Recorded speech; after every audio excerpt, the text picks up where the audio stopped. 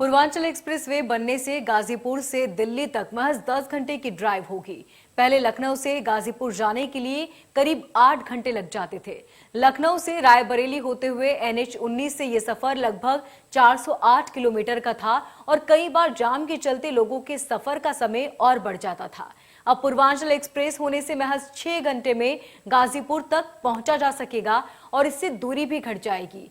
341 kilometre Purvanchal expressway को बनने में करीब 22,495 करोड़ रुपए खर्च हुए। इस हाईवे से राज्य में 9 जिले जुड़ रहे हैं, जिसमें लखनऊ, बाराबंकी, अमेठी, सुल्तानपुर, अयोध्या, अंबेडकर नगर, आजमगढ़, मऊ और गाजीपुर शामिल है। पूर्वांचल एक्सप्रेसवे लखनऊ के चांदसराय से शुरू होकर गाजीपुर के हैदरसिया गांव तक जाता है और इस एक्सप्रेसवे के बहाने मोदी और योगी पूर्वांचल में बीजेपी के विजय रथ को लखनऊ तक पहुंचाना चाहते हैं। पूर्वांचल एक्सप्रेसवे को विकास और शक्ति के समागम के तौर पर विकसित किया गया है। हम इस वक्त सुल्तानपुर में खड़े हैं।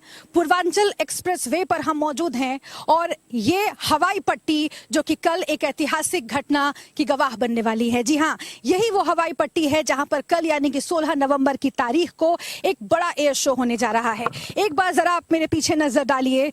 ये हवाई पट्टी जिसे इमरजेंसी एयर स्ट्रिप के तौर पर यानी आपातकालीन हवाई पट्टी के तौर पर विकसित किया गया है। यहाँ पर कल आप करीब 30 लड़ाकू विमानों जो फाइटर जेट्स है उनकी गर्जना सुनेंगे। दरअसल प्रधानमंत्री नरेंद्र मोदी इसी हवाई पट्टी पर C-130J हर्कुलस के जरिए लैंड करेंगे।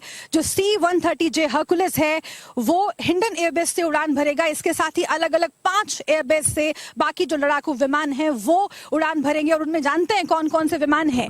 जो भारत की शान रफेल है, सुखोई, मिराज, जगुआर, ये तमाम लड़ाकू विमान आपको यहाँ पर दिखाई देंगे और उनकी गर्जना से न सिर्फ चीन और पाकिस्तान के कान जो है वो थर्राएंगे बल्कि पूरे विश्व में एक मैसेज, एक संदेश जाएगा कि भारत किसी भी तरह की आपातकालीन स्थिति से लड़ने के लिए, निपटने के लिए तैयार है। ऐसा हम क्यों कह रहे हैं? और आपके जहन में भी ये सवाल आ रहा होगा कि अगर पूर्वांचल एक्सप्रेसवे के उद्घाटन का मौका है तो एयर शो क्यों हो रहा है? दरअसल होता यह है कि आपातकालीन यानी कि जब युद्ध की स्थिति बनती है तो दुश्मन देश जो हैं वो किसी देश के एयरबेस पर हमला करते हैं, वहां पर निशाना बनाते हैं और ऐसे में भारत सरकार और भारतीय सेना ने इस तरह के बंदोबस्त पिछले कुछ सालों में किए हैं ताकि आपातकालीन स्थिति में जो एक्सप्रेसवेज पर बनी हुई इस तरह की आपातकालीन हवाई पट्टियां हैं उनका इस्तेमाल किया जा सके। जो हवाई पट्टी आप देख रहे हैं 3.5 किलोमीटर इसका स्ट्रेच है और इसके बारे में जरा मैं अगर आपको और बताऊं तो इस जो रनवे की मोटाई है वो करीब 300 मिलीमीटर है। आमतौर पर